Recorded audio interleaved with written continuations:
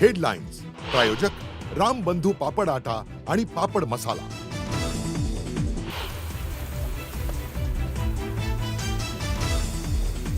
अवकाळी पावसाचा राज्यातील अनेक भागांना फटका। काढणीला आलेल्या मका, ज्वारी, गहू या पिकांचं मोठं नुकसान।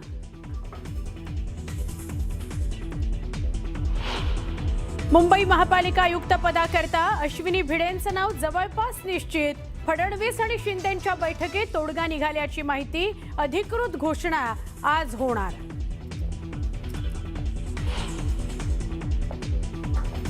भोंदू खरातच्या ओकस कार्यालयातून एसआयटीतून जप्त केली अनेक संशयास्पद साहित्य। औषधाची बाटली, खडे केले जप्त।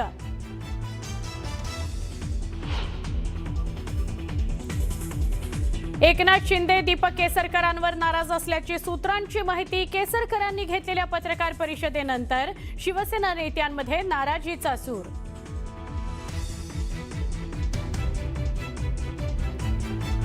मुंबईकरांना 1 रुपयानं स्वस्त वीज। बेस्ट, टाटा, अदानीच्या दरात कपात। छोट्या घरगुती ग्राहकांना दिलासा।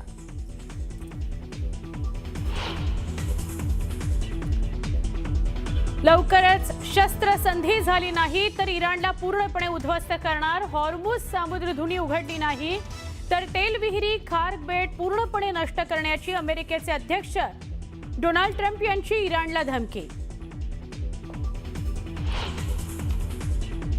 हॉर्मुझ समुद्रधुनीची नाकाबंदी करणारा इराणी कमांडर तंगसिरी ठार। युद्धावर कोणताही फरक पडणार नाही, इराणनं केलं स्पष्ट।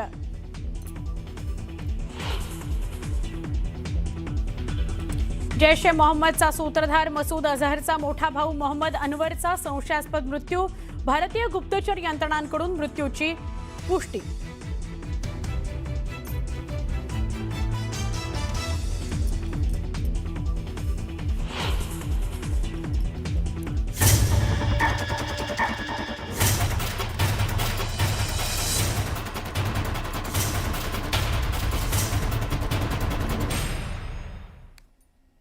आपण बघताय मुलुक महाराष्ट्र। सुरुवात करूया एका ब्रेकिंग न्यूजनं। खरात संदर्भातलीच बातमी आहे।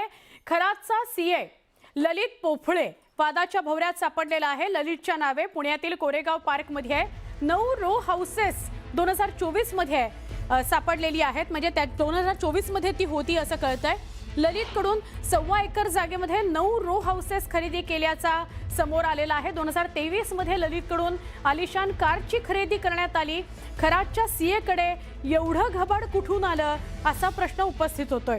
2023 साली एक कार जी महागडी कार आहे, आलिशान कार आहे आणि 2024 मध्ये 1.25 एकर मध्ये 9 रो हाऊसेस त्यानं खरेदी केलेली आहेत। त्यामुळे खरात पाठोपाठ आता खरातचा जो सीए आहे तो सुद्धा वादाच्या भोवऱ्यात सापडलेला आहे। त्याच्याकडे सुद्धा इतकं घबाड कसं काय आणि त्याचं खरातच्या पैशांशी काही कनेक्शन आहे का याचा सुद्धा तपास आता केला जाणार आहे। आमचे प्रतिनिधी वैभव सोनवणे यांच्याशी आपण अधिक बोलूया।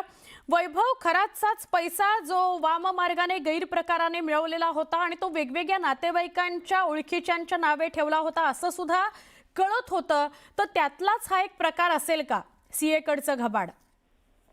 सुवर्ण, अगदी रास्त मुद्दा आहे। याच मुद्द्याला धरून आता प्रश्न उपस्थित केले जात आहेत। एसआयटी जी ट्रस्ट आहे खरातची, या ट्रस्टवर असलेल्या ट्रस्टींची या मालमत्तांची सुद्धा चौकशी करणार आहे। याचं कारण म्हणजे पोफळेवरती जो मुख्य आरोप ठेवण्यात आलेला होता, खरातचे पैसे जे आहेत या पैशांची गुंतवणूक करून पोफळेनं पुणे, नोएडा, दिल्ली त्याच्याबरोबर मुंबईमध्ये काही प्रॉपर्टी घेतल्या असल्याची माहिती जी आहे ती समोर येते या एसआयटीच्या तपासामध्ये। आणि या सगळ्या प्रकरणात आणखी काही पुण्यातल्या नोंदी जेव्हा समोर आल्या त्याच्यामध्ये पुण्यातल्या कोरेगाव पार्कमध्ये जो पुण्यातला अत्यंत आलिशान परिसर समजला जातो, या परिसरामध्ये त्यानं 2023-24 मध्ये 1.25 एकर जागा जी आहे ती खरेदी केलेली होती। 9 रो हाऊसेस या जागेमध्ये होते। एक जुनी थेट स्कीम जी आहे तीच त्यानं खरेदी केलेली होती, रो हाऊसेसची सोसायटी। त्याच्यामुळे या सगळ्या पैशांचा नेमका स्रोत काय, खरातकडे आलेले पैसे हा सीए ट्रस्टी असल्या कारणानं ते गुंतवणूक करून व्हाईट करण्याचा प्रयत्न करत होता का किंवा काय, या सगळ्या गोष्टींची चौकशी होणं गरजेची आहे अशी मागणी आता सातत्यानं केली जाते। त्याच्यामुळे या सगळ्या प्रकरणांमध्ये सीए ललित पोफळेची चौकशी एसआयटी करणार का, हा महत्त्वाचा मुद्दा असणार आहे। नक्की, धन्यवाद वैभव, आपण माहिती दिलीत त्याबद्दल। अशोक खरात याच्या ओकस प्रॉपर्टीजच्या कार्यालयामध्ये SIT आणि न्याय वैद्यकच्या पथकानं काल पुन्हा एकदा जाऊन तपासणी केली आणि यावेळी कार्यालयातून औषधाच्या बाटल्या असतील, काही खडे होते, ते सगळे संशयास्पद साहित्य जे होतं, जे मिळालं ते सगळं जप्त केलेलं आहे। यावेळी पीडितेच्या उपस्थितीत गुन्हा घडला, त्यावेळी नेमके कसे आणि काय काय घडले हे जाणून घेण्याकरता सीन रिक्रिएशन करण्यात आलं।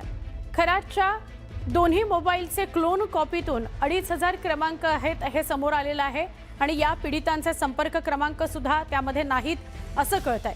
त्यामुळे तो पीडितांशी संपर्क करता अन्य कुठला मोबाईल किंवा सिम कार्ड वापरत होता का त्याचा शोध आता SIT घेत आहे।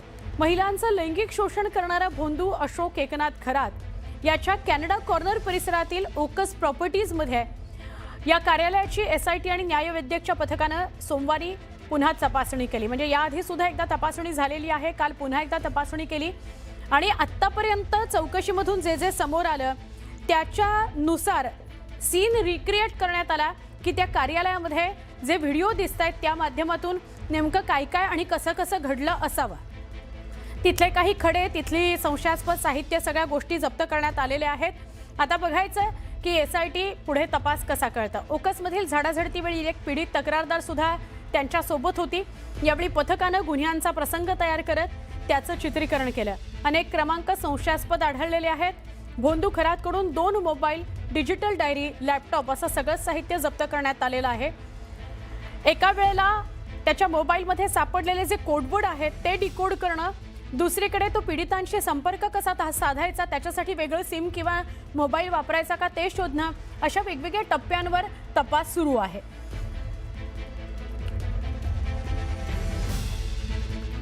आपण थेट बोलूया आमचे प्रतिनिधी लक्ष्मण यांच्याशी। लक्ष्मण, पुन्हा एकदा या ओकसच्या कार्यालयामध्ये गेलेलं होतं SITचं पथक आणि न्याय वैद्यक पथक, काय अधिक सांगाल?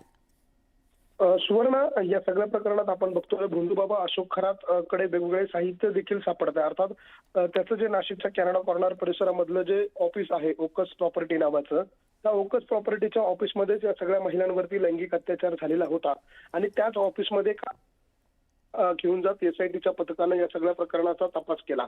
यामध्ये या भोंदूबाबा अशोक खरातच्या कार्यालयामधलं काही संशयास्पद साहित्य जे आहे ते देखील जप्त केल्याची सूत्रांची माहिती आहे आणि त्यामध्ये सगळ्यात महत्त्वाचं म्हणजे सीन रिक्रिएशन त्यांनी केलेलं आहे। म्हणजे अर्थात अशी घटना कशी घडायची, बाहेर आलेल्या महिलांना वेटिंगसाठी तिथे थांबायच्या, नंतर त्यांना एकाला आतमध्ये बोलवलं जायचं आणि मध्ये ती जी ग्लास होती, ती ट्रान्सपरंट जी ग्लास होती आणि जी होती, आणि हा सगळा प्रकार बाबा कसा करत होता। आणि सगळ्यात महत्त्वाचं सुवर्ण यामध्ये एक होतं की या महिलांना सातत्यानं म्हणजे ज्या 8 फिर्यादी या बाबाच्या विरोधात दाखल आहे, या सगळ्या 8च्या 8 फिर्यादींमध्ये म्हणजे समान काय आहे, तर त्या सगळ्या महिला असं म्हणताय की हा भोंदूबाबा ज्या वेळेला मला आत बोलवायचा त्यावेळेला तो आम्हाला एक गुंगीचं औषध द्यायचा, अर्थात एक लिक्विड प्यायला द्यायचा, हे प्राशन करा असं सांगायचा, त्यानंतर तो एक मिठाई सदृश एक पेढा खाऊ घालायचा आणि त्यानंतर तो त्यांचं लैंगिक शोषण करायचं, अशा प्रकारची सिमिलर अशा स्वरूपाची फिर्यादीमधली नोंद आहे। आणि मग ती नेमकं काय आहे, ते औषध नेमकं काय होतं, तो पेढा नेमका कसला होता, याचा तपास जो आहे तो पोलिसांकडनं केला जातोय आणि त्या सगळ्याच्या अनुषंगानं काल काही महत्त्वाचे धागेदोरे पोलिसांना प्राप्त झालेले आहे। आणि आणखी एक महत्त्वाची बाब म्हणजे हा भोंदूबाबा अशोक खरात आपल्या मोबाईलमध्ये जे नंबर सेव्ह करायचा तो नावाने सेव्ह करत नव्हता, तर तो भोंदूबाबा या सगळ्या लोकांचे मोबाईल नंबर, मग काही राजकारण्यांचे आहे, काही अधिकाऱ्यांचे आहे, तर हे नंबर तो कसे सेव्ह करायचा, तो कोडवर्ड मध्ये सेव्ह करायचा, तो फक्त त्याला कळायचं, इतर कुणालाही कळत नव्हतं आणि म्हणून या सगळ्यामध्ये तपासाला देखील अडचण निर्माण व्हायला लागली होती। आणि या सगळ्यानंतर SITने भोंदू अशोक खरातचा मोबाईल फॉरेन्सिककडे दिलेला होता। फॉरेन्सिककडनं त्याचा क्लोन रिपोर्ट प्राप्त झालेला आहे आणि त्या क्लोन रिपोर्टच्या आधारावरती देखील आता पोलिसांकडनं हे सगळं डाटा रिकव्हर करणं आणि हे नेमके नंबर कोणाचे आहेत त्याचा शोध जो आहे तो घेतला जातोय। यामध्ये काही राजकीय नेत्यांची नावं समोर येऊ शकतात, काही बड्या अधिकाऱ्यांची नावं यामध्ये समोर येऊ शकतात, अशी देखील माहिती आहे। आणि एकूणच जर आपण बघितलं तर उद्या या भोंदूबाबाची पोलीस कोठडी संपणार आहे, तत्पूर्वी या सगळ्या तपासाला वेग आल्याचं आपल्याला पाहायला मिळतंय। सुवर्ण, नक्की लक्ष्मण, धन्यवाद, आपण सविस्तरपणे बोललात याविषयी, त्याबद्दल। शिर्डीतला 4 एकर भूखंड खरेदी प्रकरणामध्ये अशोक खरातसह 5 जणांवर गुन्हा आता दाखल झालेला आहे। जमीन खरेदी व्यवहारामध्ये फसवणूक केल्या प्रकरणात अशोक खरात आणि त्याची पत्नी कल्पना खरात यांच्यासह 5 जणांवर गुन्हा दाखल झालाय। फसवणूक करणे, सावकारकी अधिनियमाअंतर्गत शिर्डी पोलीस ठाण्यामध्ये गुन्हा दाखल झालाय। 2 जणांना अटक करण्यात आलेली आहे। या संदर्भात अधिक माहिती आपल्याला देत आहेत आमचे प्रतिनिधी हरीश दिमोटे. शिर्डीतील पंचतारांकित हॉटेल शेजारी असणाऱ्या 4 एकरचा भूखंड या भोंदूबाबा अशोक खरात याने बळकावल्याचा गुन्हा जो आहे तो शिर्डी पोलीस स्टेशनमध्ये दाखल झालेला आहे. भोंदूबाबा अशोक खरात आणि त्याची पत्नी यांच्यासह 5 जणांवरती हा जो गुन्हा आहे हा दाखल करण्यात आलेला आहे. आपण जर बघितलं तर काही दिवसापूर्वीच न्यूज 18 मराठीनं ही बातमी दाखवलेली होती की या जमिनीमध्ये काही गैरव्यवहार झालाय का, तर ते समोर येताना दिसतंय. रावसाहेब गोंदकर यांच्या मालकीची जी 4 एकर जागा या ठिकाणी आहे, या गोंदकरला हा जो भोंदूबाबा आहे याने व्याजाने काही रुपये दिलेले होते. हे पैसे तो वेळेत देऊ शकला नाही, त्यामुळं हे पैसे न दिल्यानं त्याने हा जो कोट्यावधी रुपयांचा जो भूखंड आहे, ज्याची किंमत आज आपण जर बघितली तर जवळपास 50 कोटींच्या वरती आहे आणि हा भूखंड अवघ्या 3 कोटी रुपयाच्या जे दिलेलं कर्ज होतं किंवा जे व्याजाने दिलेले पैसे होते हे मिळवण्यासाठी त्याने हा भूखंड लाटलेला आहे, ज्यामध्ये आता 5 जणांवरती गुन्हा दाखल झालेला आहे. अशोक खरात, त्याची पत्नी कल्पना खरात, त्याचबरोबर ते मध्यस्थ होते अरविंद बावके, किरण सोनावणे आणि अशोक तांबे, या 5 जणांवरती हा गुन्हा दाखल झालेला आहे. काल दिवसभर पोलिसांकडनं याबाबतची जी चौकशी आहे ती सगळी सुरू होती आणि रात्री उशिरा 1:30 वाजता हा गुन्हा दाखल करण्यात आलेला आहे. त्यामुळे आता या बाबावरती लैंगिक शोषण, त्यानंतर लोकांची आर्थिक लुबाडणूक आणि आता व्याजाने पैसे देऊन जमीन बळकावल्याचा गुन्हा देखील शिर्डीमध्ये आता दाखल होताना झालेला दिसतोय. हरीश दिमोटे, न्यूज 18 मराठी, शिर्डी, अहिल्यानगर.